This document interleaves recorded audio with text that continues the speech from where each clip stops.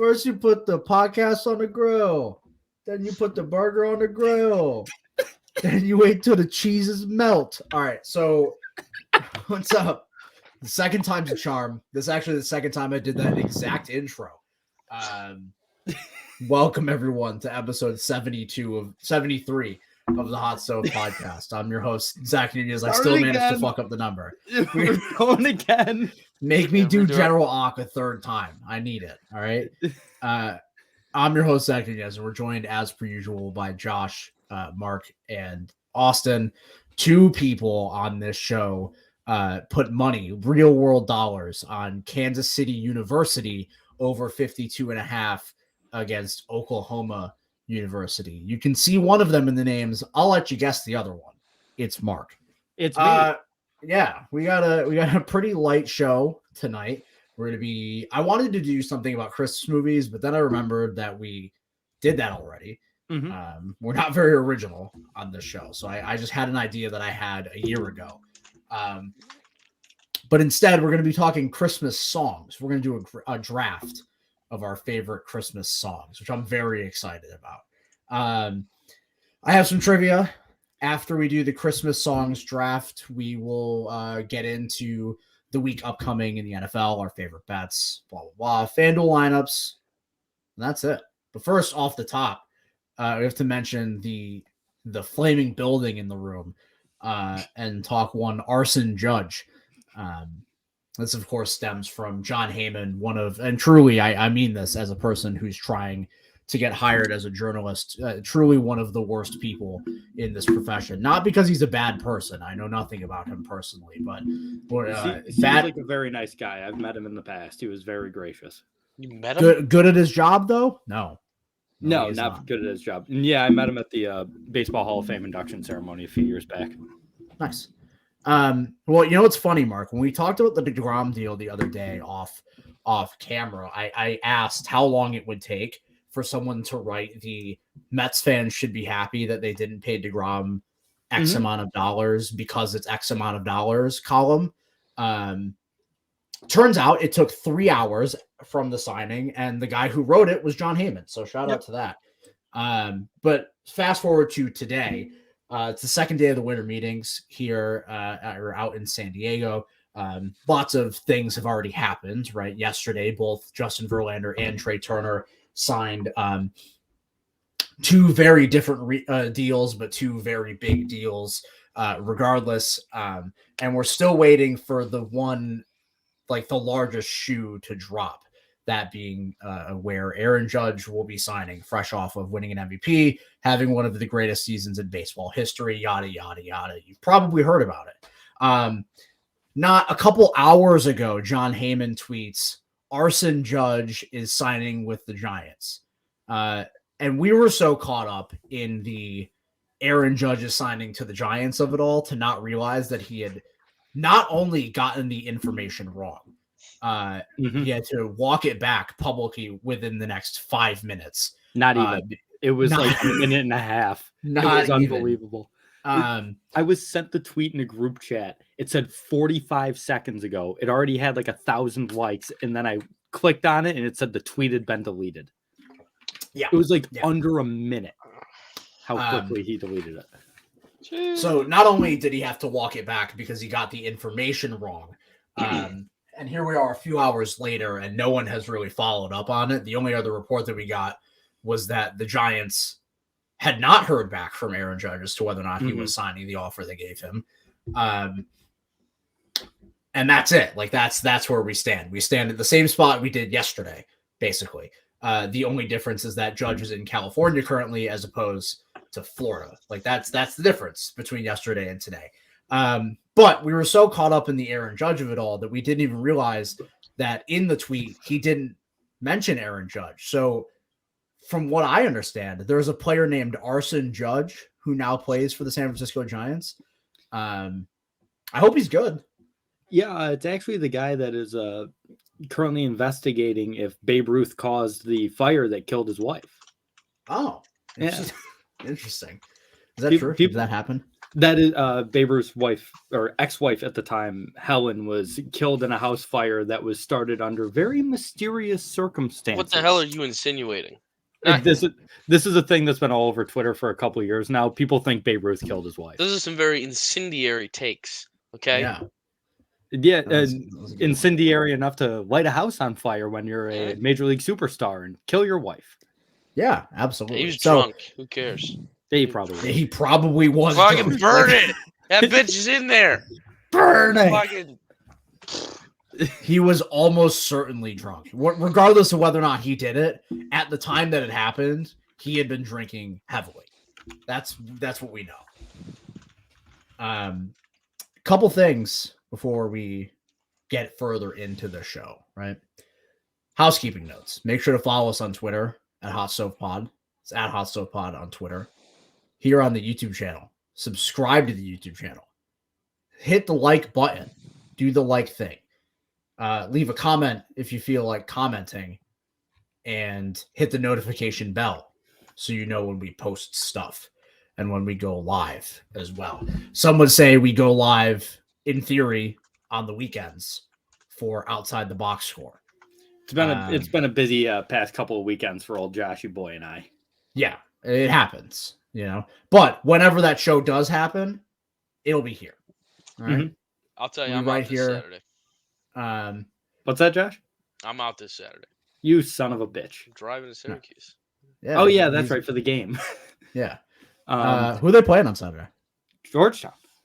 Oh, nice. It's the classic Big East matchup we've all been waiting for. I'm sitting in the baseline where the student section is. Our seats are right next to the student section, 3 rows up.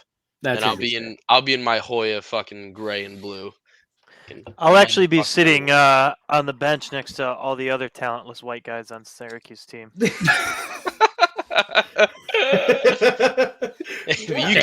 can fill out a zone like nobody's business. That's what they do. Look, Austin is the rangy wing defender that they need to use to operate that zone properly. Mm-hmm. I will say this episode going out on Wednesday. Also, be on the lookout for a live stream later tonight. I might be doing a winter meetings wrap up again. I did one. It was a good time yesterday. Monday night. It was a lot of fun, and it went way too long. And we talked about baseball for about an hour of the 2 hour and 45-minute stream. Jesus. Yeah, by the end, it was fun. I thought about taking it down, editing it, and putting it back up because I was like, some of these things should not be online. But hey, I didn't say any of them. That was all you and Pat. I wasn't that bad. Pat's a dog, dude. I love Pat. Pat's a dog. Pat's a dog. I was trying to be. He was really going in on Coach Manslaughter. He was he was really going in. He fucking hates him. It's almost like one of us currently works in the Syracuse media market, and I just had to sit there awkwardly. Yeah, it was rough. Like Alex Jones when he was talking to Kanye last week. I mean, you make that guy nervous. It's like it's insane. Josh, you know that you're saying some incendiary shit when you have Alex Jones nervous laughing because he's afraid of losing his show. He's already lost everything else, which is cool. I mean, Alex Jones is one of the most deplorable humans on planet Earth. So the fact that he's filing for bankruptcy, cool, makes me happy, right? But like Kanye going on there and just talking about how much he loves Nazis. In a mask. In a mask. It was just a bit, dude. It was a bit. We did a full 10 minutes on this last night. Pat and I really talked about that for a while. That him and OJ. But I'm just saying that if you've got Alex Jones nervous laughing like that, you're saying some inhumane, some genius stuff. Yeah, really ingenious things. No, I'm not. From a super creative mind. Yeah, he is creative. That's true. That's true. So yeah, be on the lookout for those kinds of things as well when we do them. As for the schedule for the rest of the year, because we mapped this out, or I mapped this out yesterday. We've got this episode coming out this week. Next week on the 14th, we will have our annual Baseball Hall of Fame episode where we submit our ballots and come up with the official Hot Stove Baseball Hall of Fame inductees for 2022. So that should be fun. 2 weeks from now, the 21st is when it'll come out, presumably. Mark and I, and potentially Josh, and I guess Austin, if you were interested, but I don't know if you would be. We'll be putting out our top 10 movies of the year. We did it last year. It was a lot of fun. I enjoyed doing it, and we're going to do it again this year. So that we'll be on the lookout for that 2 weeks from now. And then the 28th, right before the end of the year, we're gonna be taking a couple weeks off. Probably at the beginning of the year, we'll be back mid to late January, early February, just in time for the Super Bowl, as we usually do.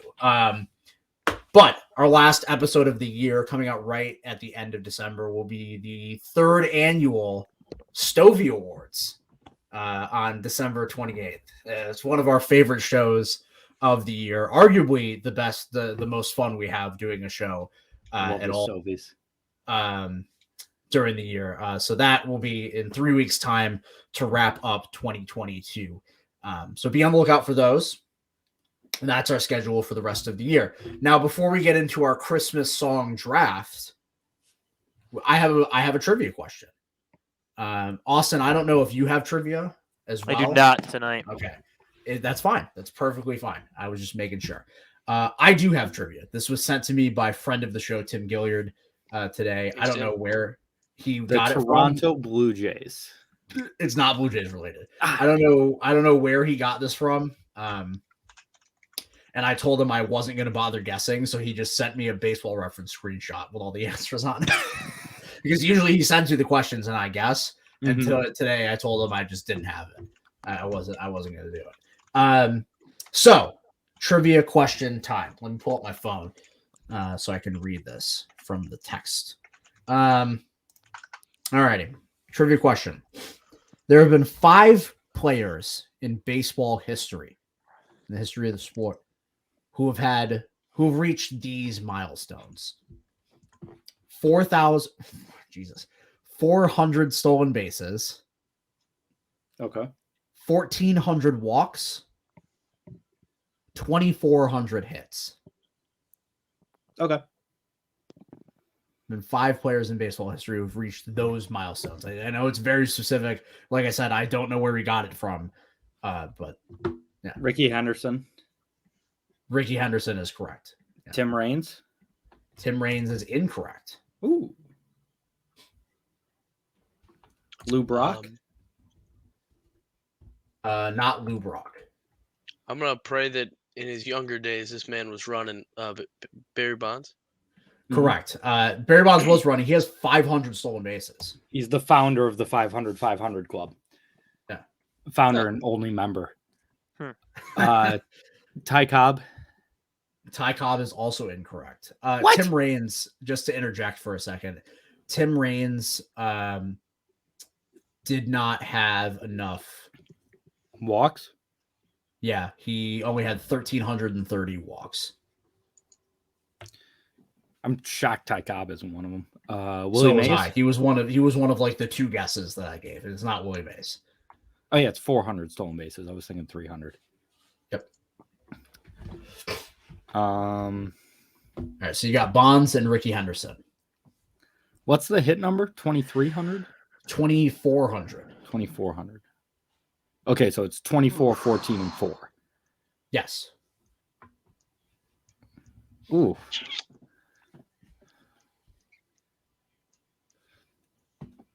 These 3 remaining players, played in wildly different eras. Ichiro? It's not Ichiro. We had one of these players played from 1906 to 1930. Jesus Christ. One of these players played from 1963 to 1984. And one of these players played from 1996 to 2014. Give me the Say Hey Kid. I already said him. Oh. The hell was that? No, the other one. Give Willie Mays Hayes, you understand. That's the one I meant.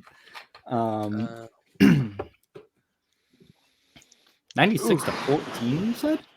Yep. Ooh.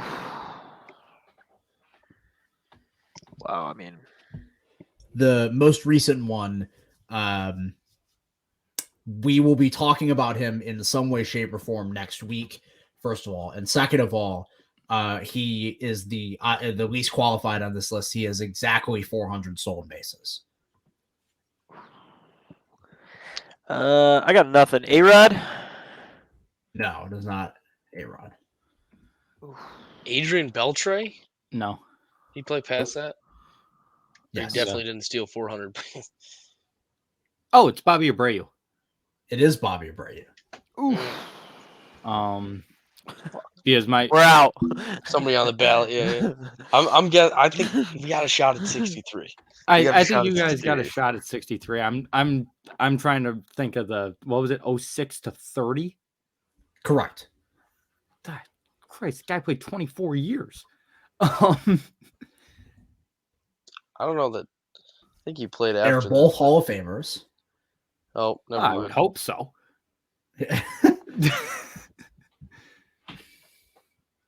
The one fella, the old fella, played 13 years for the Philadelphia Athletics and 12 years for the Chicago White Sox. Oh, 4 times leading the majors in stolen bases, including 81 in 1910. This is the Black Sox guy. Eddie Collins is correct. Jesus Christ. Oh, man. Fuck you, man. What are you talking? Eddie. I killed him. Give me a who? What it's worth, I've also never heard of Eddie Collins. Yes, you have. You mentioned him last week. He was part of the Mad Libs. Was he? Wait, he's one of the players that's getting. Wow. Oh yeah, he's one of the players that was Connie sold Mack off. sold off. Yeah. Yeah. Okay. Parts. What was it? It was Mitch Haniger just signed with the San Francisco Giants, by the way. Oh, I swear, if they don't get Judge and settle for Mitch Haniger, my dad's gonna be livid. Hey, Mitch Haniger's a really good baseball player. He is, but come on, Aaron Judge to Mitch Haniger. Well, Jeff Passan has said that it does not mean that they're out on Aaron Judge, blah, blah, blah. They've been actively pursuing both this whole time. Okay. 3-year, $43.5 million, not bad. Oh, how can they pay both those players when the Yankees can't even pay one of them? God damn it. Go back to guessing. What were the years for the middleman again? 63 to 84. Correct. Career 271 hitter, 689 stolen bases. God, if I hadn't guessed Lou Brock already, that would have been my guess. Because he 2,500 hits, just under 1,900 walks. Joe Morgan. Joe Morgan is correct. Come on, Josh, Big Red Machine. I was thinking about the Big Red Machine, but then he said they're all Hall of Famers, and I was like, nah, it's not Pete. It's not Pete. Played past 84 too, maybe. It was the other Hall of Famer on that team. Yeah. Well, there's a lot. I was going to say there were a few. Probably quite. George Foster isn't in the Hall of Fame. What? What about Big Dog, Tony Perez? Tony Perez is in the Hall of Fame. Yeah.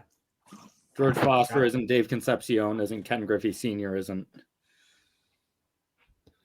Whack. Anyways, yeah, those are the 5 players to hit that very specific benchmark. Barry Almost Bonds, like Bobby Ricky Abreu Henderson, should be a Hall of Famer. Barry Bonds, Ricky Henderson, Bobby Abreu, Joe Morgan, and Eddie Collins. That does it for trivia today. That was a fun one. A nice little one. Now we're going to move on to the crux of the show. The reason you're all here. We have a draft to do, ladies and gentlemen. We did one a couple weeks ago. We're going to do one again today. I do have the name wheel once again to determine the draft order.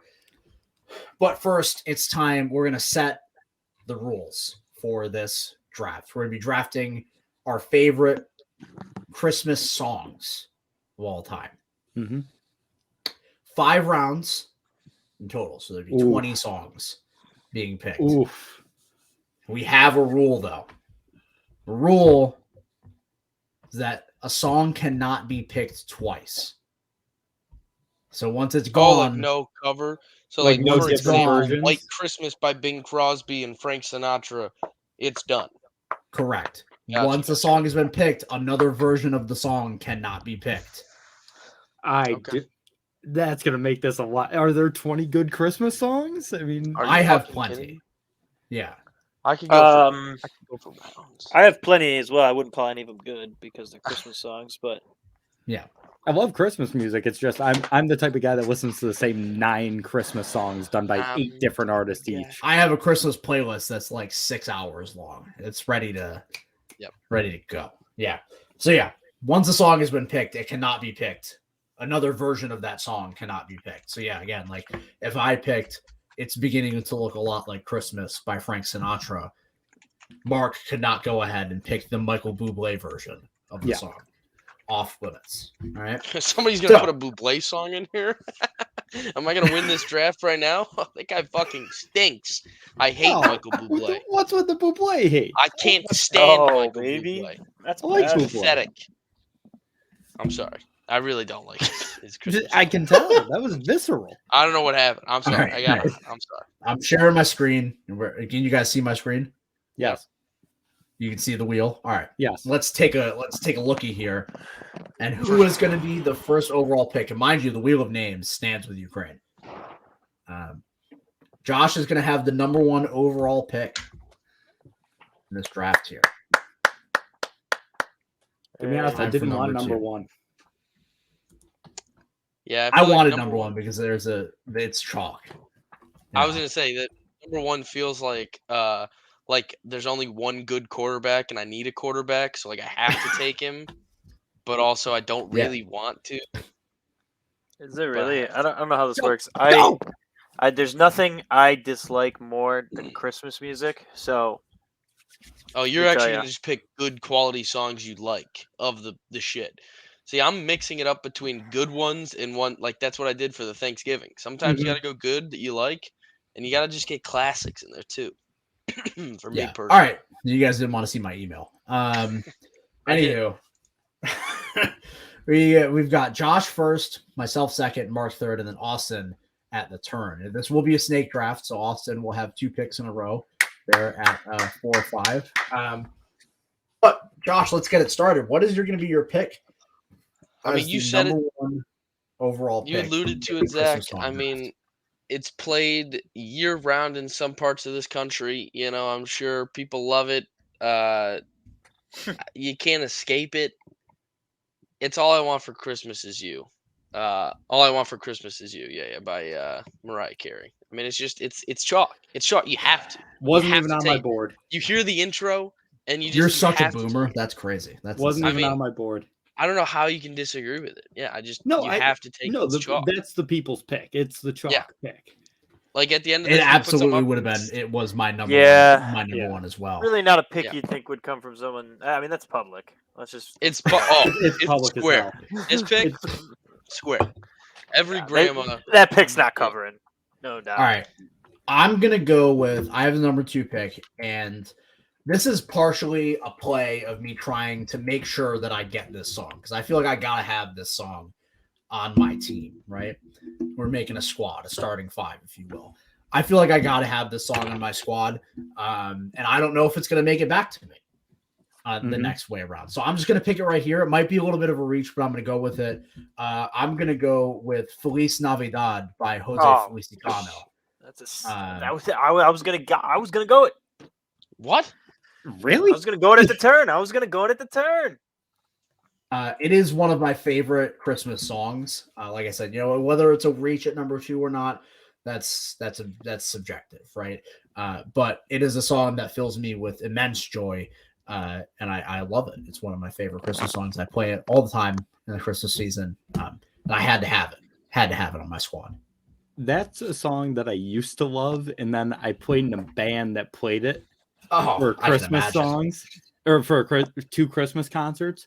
And I got so sick and tired of playing it that the singer knew how tired I was of playing it, so kept it going for like 7 minutes just to spite me. That's very funny. I honestly wasn't sure if this was going to get to me. I'm going to take it here. There's one that I think I'll be able to get when it comes back around to me, but I got to go Bruce Springsteen, Santa Claus is Coming to Town. Oof. the great Clarence Clements doing the solo. It's always Bruce. Oh, not Clarence. Be the boss. Come on, everybody know Clarence. Clarence on the saxophone. Saying he'll bring you a brand new saxophone. What are you gonna bring it? Not ready, not ready. And this is one of my favorite parts about this draft is because like I like that song. Mm-hmm. I don't know if that's the version I would have picked. Jackson 5. I probably would have gone with the Jackson 5 version. Michael. Yeah. Oh, Michael, yeah. But I mean, the Bruce Springsteen version is really good. It's a great version of the song. Don't get me wrong. It's just this is one of those fun parts where like I might have gone with a different version. You know. All right, Austin. End of round 1, start of round 2. You got 2 picks in a row. Well,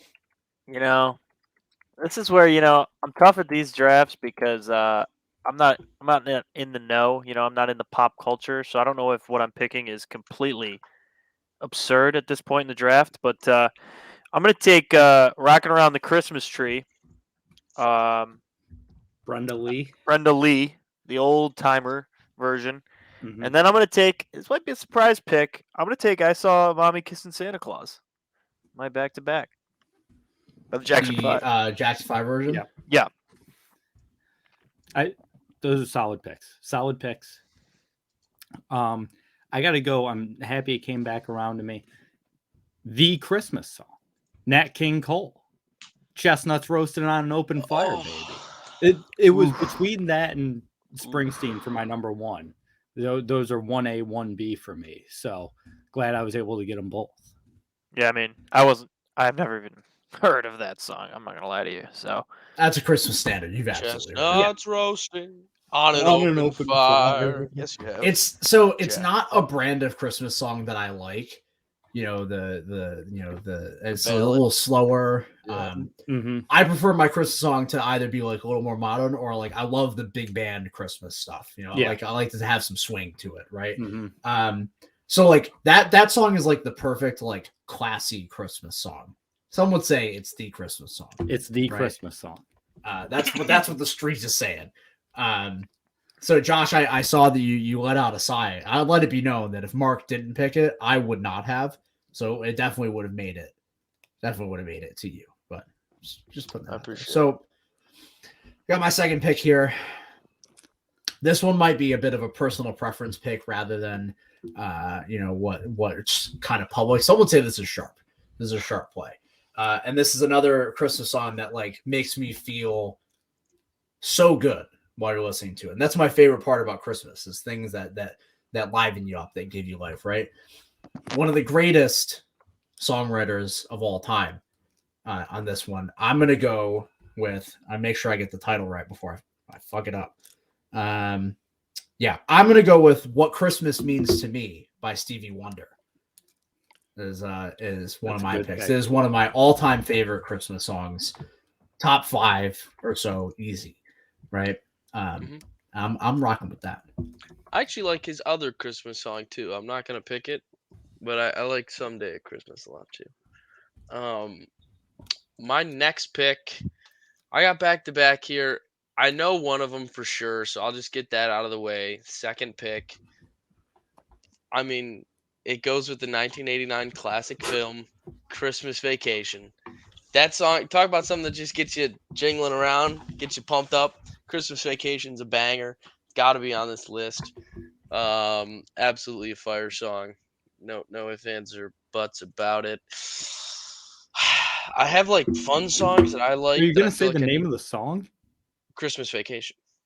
Oh, I thought you were gonna say a different one. Oh no, sorry, not Bing Crosby. Christmas Vacation by the Whistles. Yeah. Oh, sorry, my bad. No, you're good. You're good. Yes. Fuck. See, like this is where I get tough. To where like there's some that are just deep tracks that like I'm not worried that somebody's gonna take them, but like, do I really want to pick that song now? So I'll go with a little El Clásico song again here. I'm gonna go with Bing Crosby's. Actually, no, I'm not. Fuck Bing Crosby. I'm gonna go with fucking what's this dude? Fuck. Is this a it is. Wait 1 second. What's the name of it? Oh boy. Here we go. Here we go. He doesn't even know the name of the song. No. Okay, yeah. Home for the Holidays, by Andy Williams. Oh yeah, the Happy to Be Home from Pennsylvania, folks are traveling. Yeah, down that song. That seems all classico enough, and it's got that boppy tune to it. I'm with Nunez kind of more. I tend to lean towards the jiggle ones than the ballady type. Yeah, I'm starting to really start to form my list here and think about what we're bringing it back on the other end. So I've got like 3 songs that I really want, and I think they're just gonna have to be my next 3 picks. So first, I am going to go with again a classic, right? And this one, I'm picking this one because I don't know if it's gonna make it back to me, but a classic here, but like a more of a modern classic, right? We're going with "Last Christmas" by Wham. You want to talk about a Christmas ballad? A Christmas, pop ballad. That's about as perfect as it gets. Last Christmas by Wham. Look, third round, I feel like it's a bit of a steal in the third round. TBH. Fair pick. Again, wasn't on my board. I've never liked Last Christmas. Never been a Wham guy. Just neither am I, but I love the song. Man. Yeah. I'm left with some options here because I know there's one song that I kind of want to take here just because of how much I like it, but I know none of you are going to pick it. So I'm trying to go with, something maybe a little more classic, a little. Yeah, you know who's behind you. You know who's behind you. So yeah. I'll go with we'll get one of the true standards, a song that has had many different versions over the years, some humorous, some not. I'm gonna go with Sinatra singing Jingle Bells. Just he really jazzes it up. It changes the tempo a bit. It's a classic, and the really boring versions are really boring, but I've always really liked Sinatra's version. Yeah, I was waiting to see how long it would take for us to get a Sinatra track in here. I could have 2 more. Yeah. I mean, there's absolutely nothing wrong with when it comes to like Christmas classics, whether you're going with like the big band stuff or, anything jazz related, it's either you're going to go, you got like three dudes, right? It's Sinatra, it's all the Dean Martin Christmas stuff, and it's all of the Bing Crosby Christmas stuff. Now, and Andy there's Williams, also Josh took Andy Williams, Burl Ives. Burl Ives. Oh yeah, Burl Ives. But I feel like those are like the big, like they got Christmas albums on Christmas albums that you could listen to. So yeah, I was waiting to see how long it would take for us to get some Sinatra. But now, Austin, we're back to you with the double pick here. End around 3, start around 4. I kind of like where I'm at. I like where this draft's headed for me. My next pick's going to be Andy Williams. It's the most wonderful time of the year. A great song. I mean, it's just a classic. I thought that's where Mark was headed when he was starting to say he was going to go something a little more simple, well known, and I got scared there for a moment. But my second pick, some people debate Christmas song or not. It is, it is. I'm gonna go "Silent Night" by the Temptations. Ooh, the Temptations version. Ooh, very nice. I didn't think that's not where I thought you were going when you said some people wonder if it's Christmas song. I was listening to it the other day. I had my Christmas playlist on at work. And Austin, or Mark, we're coming back to you here. But just an aside, this song came on, and it was "My Favorite Things" by Tony Bennett, the Sound of Music song. And that came on, and the first reaction that I got was, "This isn't a Christmas song." And I said, "Well, it kind of is. It's not, but it kind of is. Yeah. At the very least, it fits." I have one that, just thinking about is it a Christmas song, popped into my head, so I will ask the room. Now, this is a traditional religious song, but not necessarily a Christmas song, but it's played a lot at Christmas. Is the Ave Maria considered a Christmas song? Yes. Sure. That's it, yeah. All right, then I'm going to totally veer here, and I'm going to take Andrea Bocelli singing Ave Maria, because it's the most beautiful thing I've ever heard. We were watching CBS Sunday Morning the other day in this house, and they had a whole feature on Andrea Bocelli. That was Unbelievable. Unbelievable. Yeah. Now it brings me to a part where like there are songs, and I think we're just going to kind of rattle off other songs that we considered at the end because I have plenty that I want to mention that I can't fit into this. Yeah, I have quite a few more that I thought I would. 5-round draft, but I'm going to go with another song that I listen to all the time, and it's one of my favorite Christmas albums of all time. And I don't think this song has been taken yet, which is good because this is a very cool take on the song, to the point where like it hardly resembles the song outside of like the name, and that will be "Let It Snow" by Boyz II Men. The Boyz II Men Christmas album is absolutely one of my favorites. If you like 90s R&B at all, it is basically their 90s R&B take on Christmas tracks. And they have some originals in there, and "Let It Snow" is a Christmas staple around these parts in my Christmas playlist. The Boyz II Men version in particular. Okay, I like that. Hear me out. We're gonna finish this out. Yeah, these are just songs. I'm about to post a link to one of the songs because you guys have never even heard of it. And it's very fun and worth the time. But with my second to last pick, this is one that say what you want about it, Nunez. I think we're on the same track here in terms of Christmas songs that get us bricked up. And for me, this one is a Beach Boy classic. Little Saint Nick. Little Saint Nick's a great one. That's such a good one. Okay, I mean this thing really gets the people riled up. You eggnog in you, you start pumping the Beach Boys. Your auntie starts looking like a baddie. Okay, this song turns families. Yes, this song's fire in the fourth. That song reminds me of I used to have a America's Funniest Home Videos Christmas DVD, and whether it was the intro of it or the outro of it, or like one of the videos they played in it, like that song played over it, and that moment in that DVD is like seared into my memory forever. Love that song. Second, honestly, that song gets me bricked up, but it's not the bonkest of bonk Christmas songs. Santa Baby is the horniest song of all time.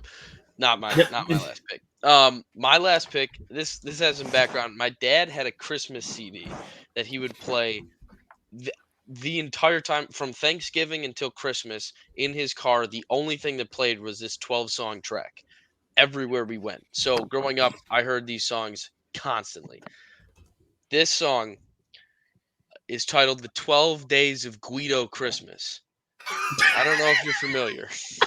I posted the link in here. We can all listen to it afterwards. It's all about it's all about a ride in his IROC Z is what he gets in the 12 days of G-Rock. It's the 12 days of Christmas, and that's 12 Days of Guido Christmas by P.C. Cub. Yeah, I mean it's not even. Yeah. And a ride in an IROC Z. Yes. His 5 pinky rings. It's very good. I love it. It's very funny. So that's on my list. That rounds out. Give me 1 second. Sorry, I'm writing a couple things down. I had some other songs that I'm writing down as songs I didn't mention, but like songs that I really like that would have never gotten picked in something like this, basically, is what the list is. But there's one song that we haven't mentioned yet, and I don't know what version of it I want to pick because there are 2 versions that I listen to actually quite often. One of them holds a lot of sentimental value to me. The other one I just think is a pretty rockin' like Christmas punk song. But I'll go with the original, and I'll go with "Blue Christmas" by Elvis. My mom is a huge Elvis fan, and the Elvis Christmas CD is something I've listened to literally my entire life. And obviously that's the Elvis Christmas song. You know, it's a great track. You want to talk about Christmas ballads? Like that's one of the handful of the best of them. Although I will say the version I didn't mention is the one done by the Misfits. They do a great punk rendition of "Blue Christmas," but I will go with the Elvis version. And Mark, that swings it to you for your final pick. Yeah, I have a few that I'm really debating between, but I feel like I got to go with one that it really, Josh meant, the Beach Boys really get the crowd going. Chuck Berry also really gets the crowd going. A little Run, Rudolph, Run. Yes. And get that, he's playing the same intro he played on every other song he ever played, and it never got old. Like everyone just loves it every time. So I got to go with Chuck Berry here. That's a great track. Great track. Austin, Mr. Irrelevant.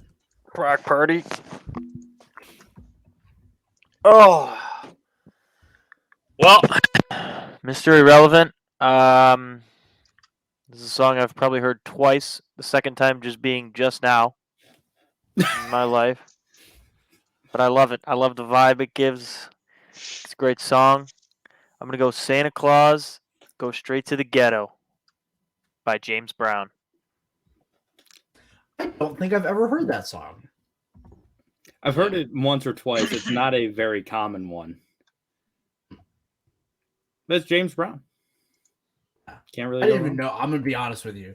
I didn't even know that James Brown had Christmas music. I don't know if he did like a Christmas album. Yeah. All right. So quick rundown of the teams here. Josh has the following. Josh's team is All I Want for Christmas Is You by Mariah Carey. Banger. Christmas Vacation by the Whistles. Home for the Holidays by Andy Williams. Little Saint Nick by the Beach Boys. And The 12 Days of Guido Christmas by PC Cub, I think is how you say it. Here's what I have. I have Feliz Navidad by Jose Feliciano. What Christmas Means to Me by Stevie Wonder. Last Christmas by Wham. Let It Snow by Boys to Men. And Blue Christmas by Elvis Presley. Mark has Santa Claus Is Coming to Town by Bruce Springsteen and the E Street Band. The Christmas Song by Nat King Cole. Jingle Bells by Frank Sinatra. Ave Maria by Andrea Bocelli. Run, Rudolph, Run by Chuck Berry. And then Austin has Rockin' Around the Christmas Tree by Brenda Lee. I Saw Mommy Kissing Santa Claus by the Jackson 5. It's the Most Wonderful Time of the Year by Andy Williams. Silent Night by the Temptations. And Santa Claus Goes Straight to the Ghetto by James Brown. So I have a few, at least, that I wasn't able to mention, partially because it didn't go long enough, and other partially I didn't choose them in the first place because there was no sense. Basically, I knew they weren't going to get picked at all. And partially, some of them are like little oddities. Other ones are just songs that I couldn't quite fit in. Like "Thank God It's Christmas" by Queen is one of my favorite Christmas songs. But in terms of like either oddities or new tracks, I have it's a song called "Glittery" by Casey Musgraves from the Casey Musgraves Christmas special a few years ago with Troye Sivan. Great modern Christmas track. Very good song. I highly recommend it. And then my favorite Christmas like novelty song of all time is "Christmas Cookies" by George Strait. If you've never heard that song before, it's George Strait doing a little country jammer about how much he loves his wife's cookies. Yep. And there's no innuendo. It is quite literally about how much he loves cookies. I also like the Waitresses Christmas rapping. I like yes. That, Not familiar with that one. It's another banger. Bah humbug. Let's be clear. Yeah. What movie did that play in? I have I feel like it's distinct Jingle memory. All the Way or something. Maybe. It might be. And one that shout out the song "It's the Holiday Season" by Andy Williams. It's the holiday season. There's part of it where he just randomly says "loop de loop," and every single he's like "loop de loop da da da da da," Oh, yeah. and my dad and I, for whatever reason, whenever that song comes on, we say "loop de loop, you son of a bitch," like without fail every single time. So that's got to be in there. "Merry Christmas, Baby," either Otis Redding or Rod Stewart, I think, is a great one. I like. Everyone hates this song, but I always kind of like the Paul McCartney Christmas song. Wonderful. It is one of the worst. I understand why people hate it.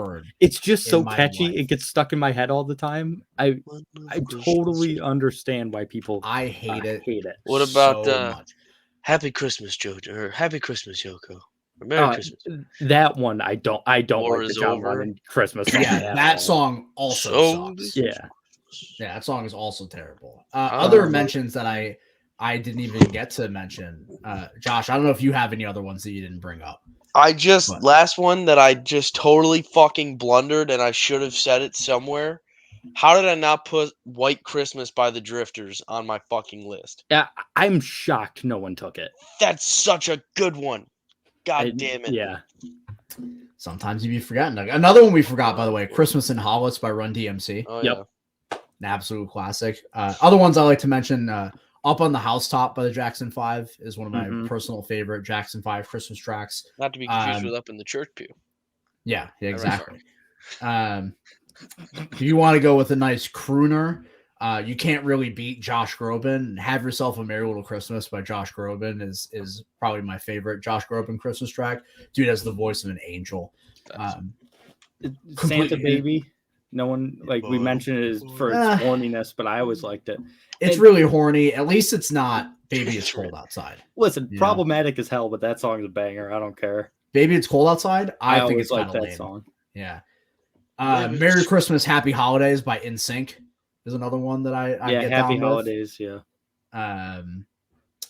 Let's see. I'm just rattling through to see if Christmas rapping. I looked it up and what songs it's been in or what movies. What you might have known, I don't know if you've watched Daddy's Home 2 or A Bad Mom's Christmas, but it was also in Fred Claus that I talked about last night, Mark. Maybe and I believe they're dancing through the Elf Workshop, and he's just fucking Vince Vaughn's doing Vince Vaughn stuff in 2007. Winter Wonderland by Kenny G is another one. If you want some instrumental Christmas. I'm trying. I feel like there's like one or two. Did someone say "Let It Snow"? I did. The Boys to Men version. You said the Boys to Men one. That's right. Yeah. What else do I got? Silver Bells. No one brought up Silver Bells by Dean Martin. Yep. There was one. Christmas Baby, Please Come Home. That's another one. No one brought up the Chanukah song, even though it's not a Christmas song. I would have allowed it as a holiday song. I forgot. If you've ever heard Fairy Tale of New York by the Pogues, that's an awesome Christmas song. If you like Irish music. I have not. If you want some stuff from my end here, we've got R. Kelly put out a Christmas album that kind of bangs, not gonna lie. Snowman off that record. Be my snowman, looking for a snow girl. That song was really good. And then also one of my favorite, probably my favorite Christmas metal song of all time is "No Presents for Christmas" by King Diamond. That song absolutely rules. The death metal band Exhumed also did like a death metal cover of it, which is also fun. But the King Diamond song "No Presents for Christmas." One of the best songs to play in the holidays. I can't believe I didn't mention that anything off or from Peanuts Christmas, the Vince Guaraldi trio. Oh, sure. Yeah. Oh, I like Tannenbaum, Linus and Lucy. I like, I don't know if you guys are familiar, is on YouTube or TikTok or whatever, is their channel is called the Ska-Tune Network. They're like a ska musician. And they did a really good, they put out a Christmas like compilation basically of doing some Christmas tracks. And there's a version of Linus and Lucy on there that extends it a little bit, and there's a lot of ska going on. And it's awesome. So check that out. Linus and Lucy by Ska-Tune Network. Got my Snoopy claws. Yeah. Christmas songs, am I right, everybody? No. Sure. All right, let's move on here and look ahead to week 14 of the NFL slate. TBQH, I haven't looked at all. But I didn't want Watch ESPN. I wanted the ESPN website. I think we're in for another mediocre slate, are we not? Yeah, I mean, this last week's slate was good. The games themselves were okay. They didn't go crazy or anything like that. But let's take a look. Starting off with a doozy. Oh yeah, no. Thursday night's game is bad. What could be Baker Mayfield, by the way, in that game. It could be Baker Mayfield. It could be, yeah. I'll let you guys start it off. If you guys have any, this is the last week of bye weeks. There are 6 teams on bye this week. If you guys have any games in particular or bets in particular that you guys are looking at, please feel free to throw them out there. Well, Josh, we discussed it last night. It has to be the Lions, correct? Oh, if the Lions don't win the game, I'd be fucking shocked. They're 2.5-point dogs at home against the 10-2 Vikings. No, they're 2.5-point favorites. Sure. What? Yeah, the Lions are 2.5-point favorites. Yeah. Oh, did I say dogs? Yeah. 2.5-point favorites at home against the best team in the best team in their division, second best team in the conference. Sure, they're gonna win the game by 3, guarantee. I mean, I put my nuts on that one.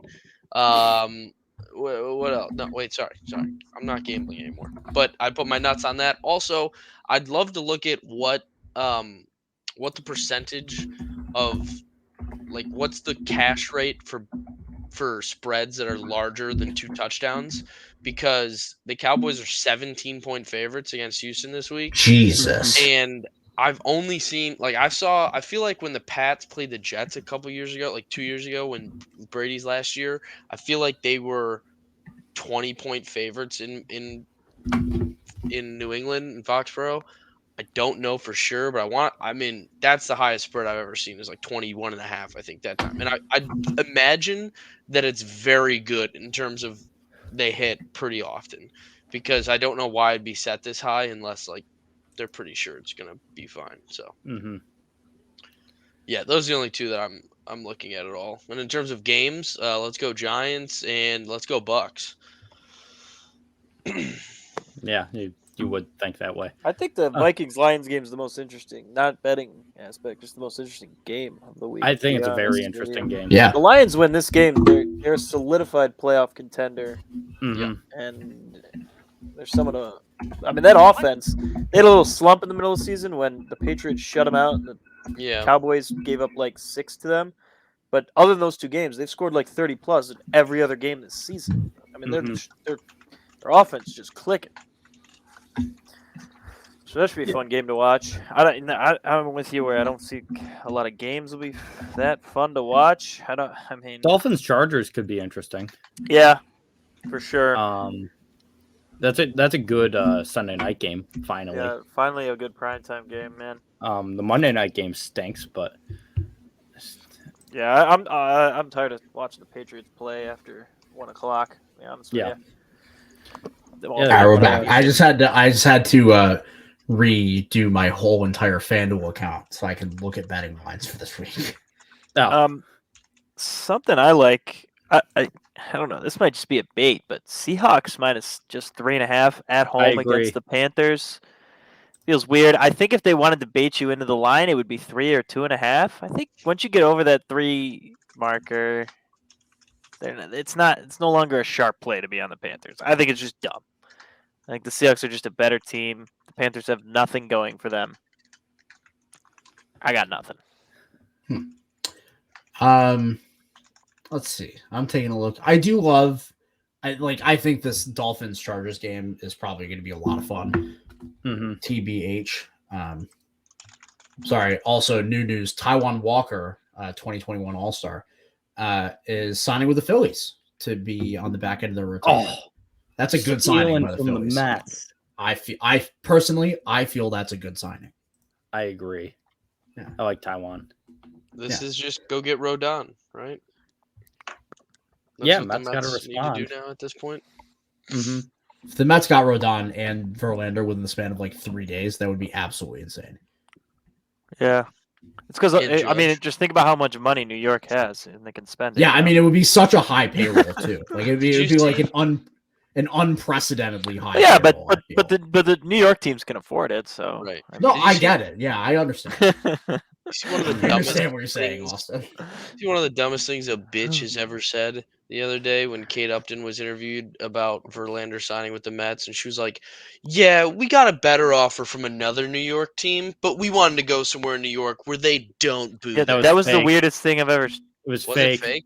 Was New York Porch Sports, not New York Post Sports. They paid the $8 to be verified, and L plus yeah. ratio. I knew that had to be a joke because I thought quite literally the Mets were booing their players like a year ago. Right. Yeah. Right. And also, she's so dumb. I thought it could be true. Yeah, Can we just go back to Kate Upton cat daddying and becoming famous? Do you remember that video? That's what made her what she is today, and what made her was also being a world famous supermodel. But yeah, you know. Yeah. That video made me a man. All right. Let's see. We all got to get at least one pick for the hashtag hot stove parlay. Give me Lions money line.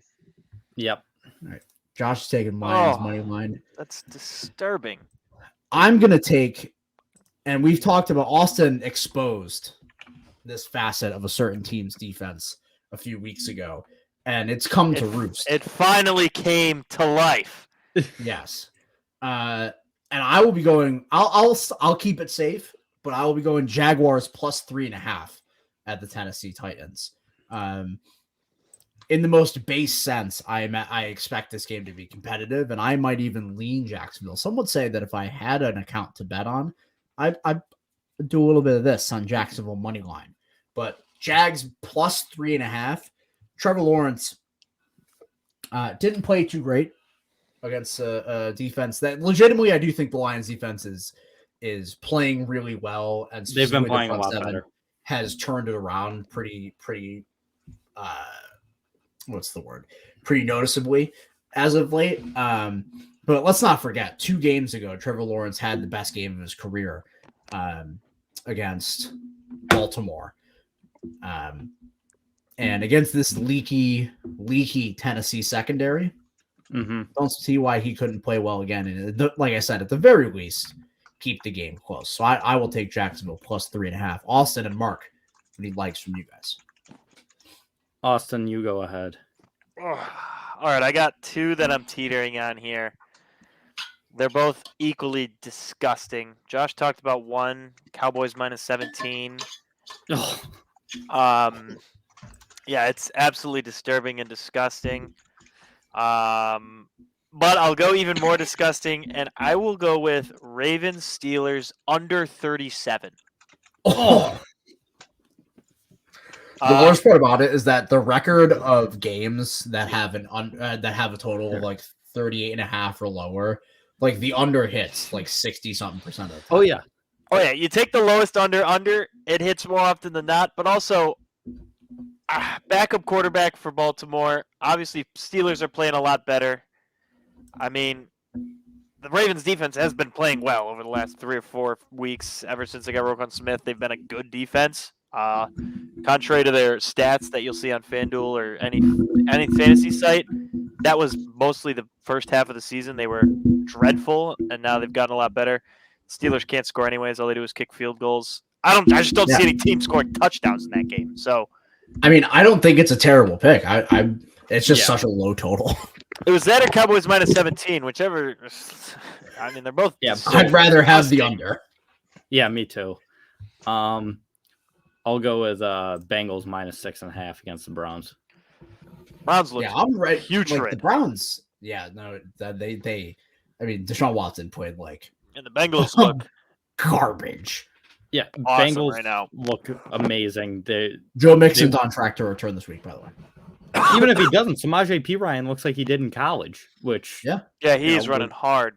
Yeah, so I'll just ride with the Bengals. I know it's got to be a touchdown, but I don't mind. 4 legs, throwing a 5er on it, plus 1193, 5.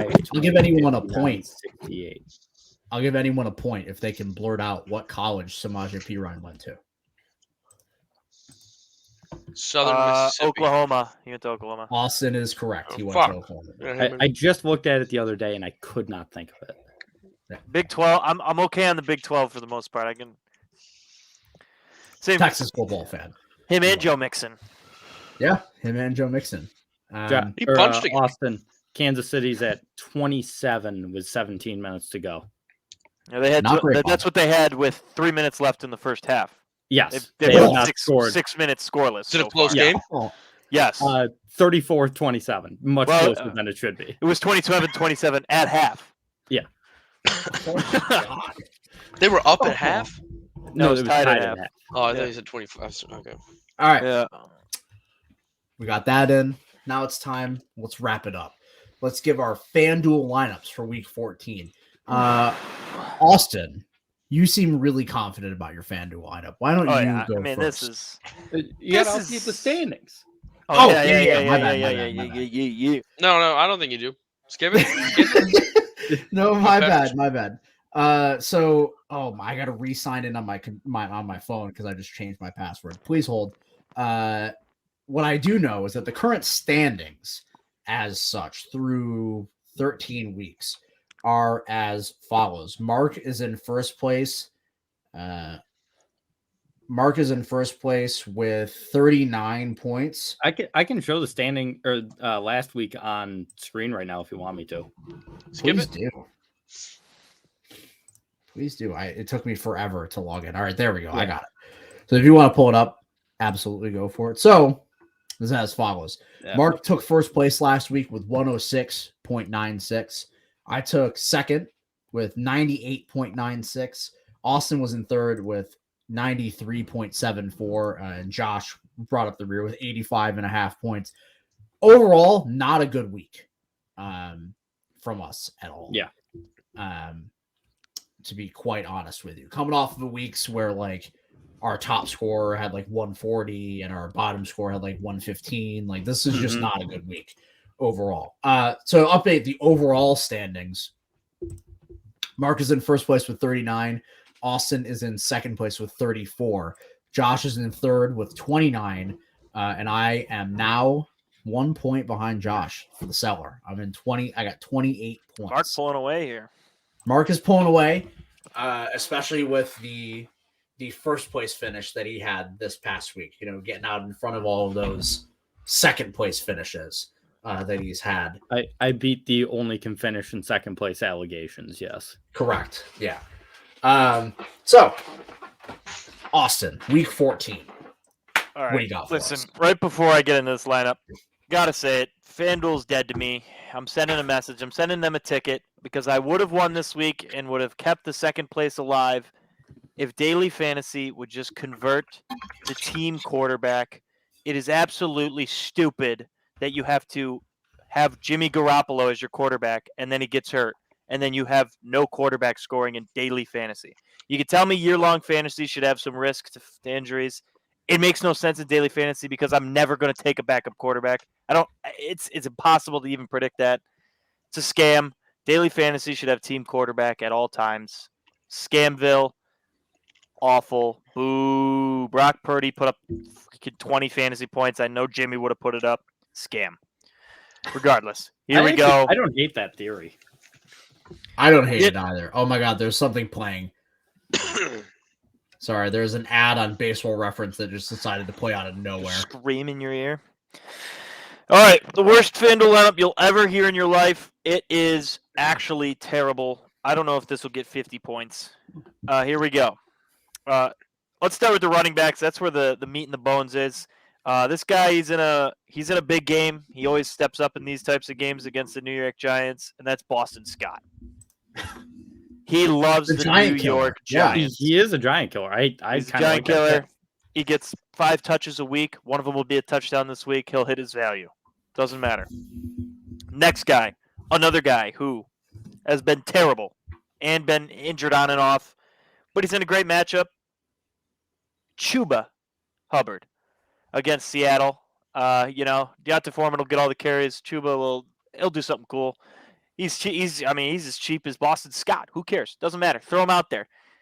Then for my third running back in my flex spot, this one's even crazier. Everyone's going to go nuts on this one. Malik Davis, running back for the Dallas Cowboys. Averaging How much money do you have left? Averaging 5 carries a week for the Dallas Cowboys on -17 point spread. He got in the end zone last week. I expect him to find the end zone again this week. Think he's going to be on the field the whole second half. They're going to be up 29-0 at halftime. Who cares? He's going to find a bunch of touches this week. And I love to pair running backs up with defense, so I went with the most expensive defense, the Dallas Cowboys defense this week against Houston. Who knows who's going to start at quarterback? Who knows who's going to start anywhere? They suck. They're terrible. They're going to throw 100 interceptions. Doesn't matter. Now to the real meat and bones of the lineup. My tight end. I can only imagine what goes on. My tight end here, he has just steadily been doing better and better every week. He catches a big ball every week. That's Chigo Okonkwo, the Tennessee Titans. He's a stud. He's playing in a pretty decent matchup. 4 for 68 last week against a pretty solid Eagles defense. I like the guy. He makes big catches, makes big plays. He's got an expanded role. We'll see. We'll see what happens. Austin, can I guess your 3 receivers? Yeah, if you want. Do they happen to be Tyreek Hill, Justin Jefferson, and Devontae Adams? No, they're not. Oh, why? All right, okay. So continue. Have some money left here. You got 3 receivers and a quarterback left. I went with a game stack, the classic Miami Dolphins game stack. You always got to do it. Start a quarterback and receiver against them. I'm going Justin Herbert and Keenan Allen. Keenan Allen with 14 targets last week. Bomb touchdown. I expect more of the same. Probably a little bit more completions than 6 on 15 targets. But, we'll get there. The Dolphins couldn't stop me. And then I paired it up with Tyreek Hill, of course. He just goes off every week. Who cares? That guy's going to have 150 yards and a touchdown. And then I did go with Justin Jefferson as my last pick in a game that's pointing towards an over 30-something to 30-something. Justin Jefferson's going to get involved. That's the lineup of the week, folks. Watch out for Malik Davis. It's an interesting lineup. How much did you have any money left over? $0. Wow. That's amazing. Wow. I respect it. Going cheap in football you should put that in some GPPs, brother. Yeah, I should. Yeah, you definitely get you some leverage on those running backs. Yeah. Yeah. I'm telling Malik Davis, he's the sneaky play of the week. Watch out. I think Boston Scott's the sneaky. How's about this? You want to see about Malik Davis being the sneaky play of the week? I had a guy, my dad's friend, hit a two-legger parlay on the Cowboys game this past week. Had Cowboys on the spread and Malik Davis to score a touchdown. Do you know how much $50 paid out on Caesars? Almost $3,500. He won $3,500 on a 50. He put 50 on Malik Davis, and he searches for unreal odds that Caesars gives people. Mm-hmm. He's got a bet this week for 2 bums. My dad's like, "You got to ride it. You got to get it." I'm like, "What the fuck are you talking about?" He's like, "It's like plus 10,000 on DraftKings. It's plus 1,200." And I was like, "Okay, I don't give a fuck. It's not gonna hit. I'm not wasting my goddamn money." Guy hit $3,500. That's a classic example of a broken clock being right twice a day. Yeah, twice a season, but it pays out. It pays you. Hey, anytime touchdown score, put it on Malik. Come on now. All right, Josh, why don't you go next? Why don't you hit us with your FanDuel lineup? Yeah, this is the Drifters Dick 'em Down lineup of the week, and I also went with a game stack. I went with the best game stack there is. I went with the Detroit Lions. Okay, it's Jared Goff and his number 1 option, Amon-Ra St. Brown. They're gonna win this game. I don't know what else there is to say. Sports are rigged, and the Lions are gonna win. Mm-hmm. So then going on, I also took the Lions defense. Defenses don't mean anything. They were the second cheapest. Might have been the cheapest defense because they think, oh, Minnesota coming in, they're gonna do good. Doesn't matter. They're gonna win the game. Say that, but the most expensive defense last week put up like 28 fantasy points. You talking about the Dallas Cowboys? No, the Browns. The Browns, yeah. Oh, who'd they play? The Texans. They scored 3 touchdowns. Oh, yeah. Yeah, we didn't get in the end zone enough. Tried. I also had a similar idea to Austin here, but rather than taking Malik Davis, I think Zeke got benched a little bit in the second half there because of some disciplinary things. He in practice, whatever. So I put my 2 running backs are Tony Pollard and Ezekiel Elliott. I think both running backs could have a really fucking good day. I think both all of them three can have a find good the end day. zone. I think both of them can find the end zone, and I think kind of like the Indy game. I mean, both of them got into the end zone, and Zeke got a couple on him. So did Malik Davis. Get him down there. Yep, that's true, guys. I guess you're right. You're right. So then we're scraping for money. So we got to go some cheapos here. We got to go with Marvin Jones Jr. Austin, you know who they're playing this weekend? Nunez mentioned earlier, right? Playing the Tennessee Titans. They give up some big plays. Maybe Trevor Lawrence is looking a ball to that man, Marvin Jones. Also, he'll be guarded by most likely the number 2 if Brandon Cooks plays. He'll be guarded by Kelvin Joseph this week, maybe? I don't know. Anthony Brown's out. Jordan Lewis is out. Cowboys are on their 4th-string corner playing second. And that'll be Nico Collins, who's having a cheeky, good little, good floor. Good floor pretty much every week. So I like him at 5,900. And then Pat Freiermuth, the leading receiver for the Pittsburgh Penguins. We're going to have him at the tight end spot. And the Pittsburgh Penguins? That's right. The flex spot, I mean, they're not a real organization. The flex spot, one of the hottest young running backs in the league, taking the league by storm. He ripped apart the Buffalo Bills last week, and now he's going to take his talents to Scottsdale. It's Ramondre Stevenson to round it out. So that's the Drifters Dick 'em Down lineup of the week. Enjoy. All right. I absolutely adore the name. Yeah. So I just remembered something and had to make a quick change to my lineup because it just occurred to me that Jimmy Garoppolo is out for the season. So bye-bye, George Kittle. So for my my Santa Baby second place lineup of the week, because I'm just going with second place lineups of the week from now on. Bricked up. You know it, buddy. Also went game stack in the Detroit-Minnesota game. Jared Goff, Amon-Ra St. Brown. Amon-Ra has been an absolute revelation in Detroit.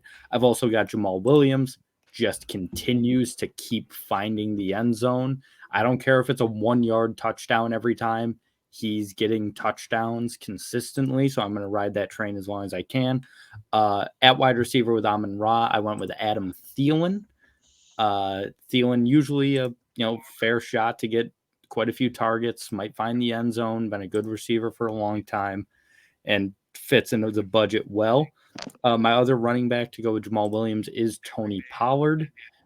Cowboys are going to be running the ball a lot this week. Tony Pollard has been awesome for them so far this season. 7,500, but I was willing to pay that. My third wide receiver, I did go with that Jacksonville, Tennessee game. Similar thought process to Josh, except I went with Zay Jones. I went with the other Jones, not Marvin Jones Jr. Zay Jones, sneaky getting a lot of targets from Trevor Lawrence. He's gotten, I think it's 9 targets in 3 straight weeks. He didn't have a great week last week. I expect him to bounce back against that Tennessee defense that does like to give up yards to receivers. We obviously saw it last week against the Eagles. At tight end, I did just put in Pat Freiermuth just because it's what I could fit in the budget, really, because I had George Kittle and then remembered that Garoppolo was going to be out. Brock Purdy, glad he had a good game last week. I don't really see that repeating. Guy was Mr. Irrelevant for a reason. In the flex spot, I have Keenan Allen. Like Austin said, got to go with a wide receiver against the Miami Dolphins. And my defense, I went with the Jacksonville Jaguars over the Tennessee Titans because defense does not matter. I agree. And this is, I'm going to follow it up here. Something similar in that thought process of the color me bad, I want to sex you up lineup of the week. Great song. This is a sexy lineup, right? Oh yeah. Lots of prime time going on in this lineup. So game stack, we're looking at the Miami Los Angeles game. And I went from the opposite side of Austin, with Justin Herbert. Ran it with 2 Chargers targets in Josh Palmer, who is now the number 2 wide receiver in Los Angeles, instead of Mike Williams, who apparently may never play football again. Who the hell knows? But Josh Palmer's had at least 7 targets in 6 straight games and at least 10 targets in 4 of those 6. Heavily involved in a pass-heavy offense in a game where they will most likely have to throw to keep up against a defense that isn't particularly great, specifically on the yardage side in Miami. Like, this game is ripe for yards and points. With that, I went with Gerald Everett with Justin Herbert and Josh Palmer. Just an effort to get a little different, if you will. Gerald Everett's had 6 targets in 4 of the last 6 games. He's a tight end. If you're not Travis Kelce, you need to fall into the end zone to figure it out. That's just how it be. We're running it back with Jalen Waddle on the other side. Just had to save a little bit of money in that sense. You know, he's good at football. The Dolphins are good at football, right? Secondary game stack. Excuse me. Whew. Secondary game stack. Cincinnati, Cleveland. Like I mentioned, Joe Mixon potentially coming back this week. As far as I know, they're expecting him to clear concussion protocol tomorrow. So he should be good to go for a matchup, for the best matchup for running backs in football. The Cleveland Browns run defense sucks. And their offense potentially also sucks. So Cincinnati should be able to run the ball if they feel like it. Speaking of the Cleveland Browns, there's one thing that's certain with the Cleveland Browns. If they are on the road, Donovan Peoples-Jones will lead them in receiving. That's why Donovan Peoples-Jones is my 3rd receiver on this team, because they are on the road. Other plays, DeAndre Swift. I know 2 weeks ago, came back, only played 25% of the snaps, which was strange, but also understandable. Followed it up the following week, 18 touches last week in the game against Jacksonville, including 6 targets, and he's had at least 6 targets in each of the last 2 games. So he's heavily involved in the passing game and starting to take back over some of that rushing load against a Minnesota run defense that's pretty leaky. It's not all that great in a game that, again, should be competitive enough as to where the Lions will be able to run the football if they feel like it. And then my last 2 plays come from the same game, Thursday Night Football. Cam Akers and the Rams defense. Now, I know what you're thinking. Cam Akers, is he good? He's been on a little stretch here. I don't know if he's good. Well, you say a little stretch in that he has touched the football. Here are those last 3 stat lines. 14 for 61, which is okay. 8 for 37. And then this past week, 17 for 60 against Seattle, but he did score 2 touchdowns. And I think the best thing I can say about this Rams offense, if John Wolford is starting, is that it looks like an NFL offense. Not a good one. In fact, a bad one. But it looks like an NFL offense. I don't know if I'll be able to say that if Baker Mayfield is starting on Thursday. TBQH. But they're playing against the Raiders defense that is still historically bad. Meaning this game should at the very least be like mildly competitive for however gross it is. Which means that Cam Akers is at the very least going to be involved. Is he going to be efficient? Fuck no. No, absolutely not. He hasn't been efficient running the football in 2 years. What can I say? He tore his Achilles, and now he's not efficient anymore. But he's involved, and this team should score touchdowns. Like I said, they at least this past week showed that they are an NFL level offense, which not all offenses can say. You know, the Denver Broncos are out here. You know, the Houston Texans play in this league. Yeah. They can't say that they're NFL offenses. The Rams can. So yeah, I just spent too much time talking about Cam Akers against the Raiders on Thursday Night Football. But that's the lineup. And I want to sex you up with that lineup. I want to sex you up. Yeah. Can we do a Hot Stove Christmas album like the Eagles are putting out? Can we do that? Yeah. I'm all in.